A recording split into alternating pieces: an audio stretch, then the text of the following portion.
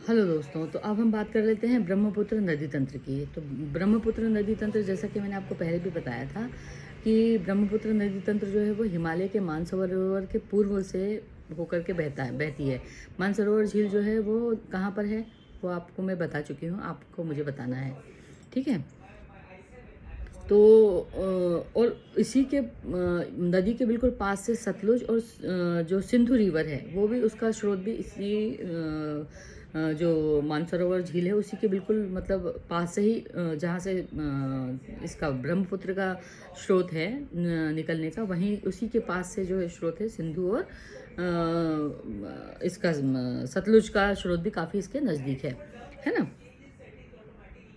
पर इस सिंधु की से इसकी लंबाई जो है ब्रह्मपुत्र की अगर हम बात करते हैं तो इसकी लंबाई कुछ ज़्यादा है ना। यह हिमालय के समानांतर बहती हुई इसका चूँकि अधिकतर भाग जो है भारत के बाहर है, इसलिए हम इसको बड़ी नदी के रूप में, बड़ी नदी तो बहुत बड़ी नदी नद कहलाता है।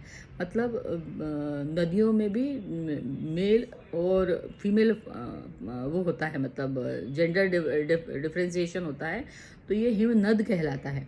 तो ये हिमालय के समानांतर होते हुए वो उसका अधिकतर भाग जो है वो तिब्बत में बहता है।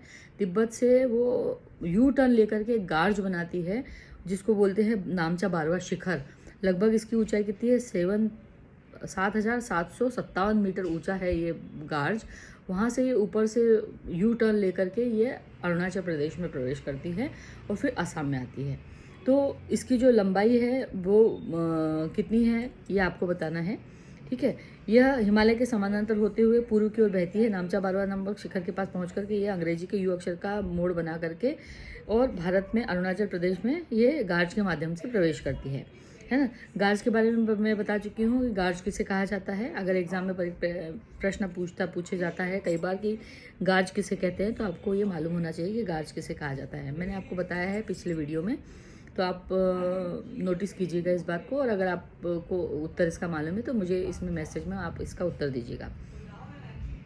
अरुणाचल में प्रवेश करती है। यहाँ पर इसे किस नाम से जाना जाता है? दिहांग के नाम से जाना जाता है। तथा दिबांग, लोहित, कैनुला तथा दूसरी अन्य सहायक नदियाँ इसमें मिलकर के असम में इसका ब्रह्मपुत्र नदी का निर्माण करती हैं। तो ये क्लियर हो गया। ब्रह्मपुत्र कहाँ कहा जाता है? हमारे यहाँ पर इसको कहा जाता है। जबकि अगर हम तिब्बत की बात करते हैं या बांग्लादेश की बात करते हैं, क्योंकि तिब्बत में भी 3 देशों में बहती है, तिब्बत में भी बहती है, बांग्लादेश में भी बहती है और भारत में भी बहती है। तो तिब्बत में इसको सांगपो कहा जाता है, और जब ये हमारे यहाँ आती है तो ये ब्रह्मपुत्र बन जाती है, और जब हमारे यहाँ से प्रवेश करती है ये बांग्लादेश में, तब वहाँ पर इसको जमुना के नाम से जाना जाता है। यमुना नहीं, जमुना। ठीक है। तो ये क्लियर, मेरे को लगता है आपको क्लियर हो गया होगा। अगर आपको क्लियर हो गया है तो प्लीज़ मुझे इसे लाइक कीजिएगा। अब अगला जो डिटेल है, हम अभी ब्रह्मपुत्र के बारे में ही आपसे और बातें जो हैं वो शेयर करेंगे, है ना। उसके बाद में हम लेंगे प्रायद्वीपीय नदियों की बात।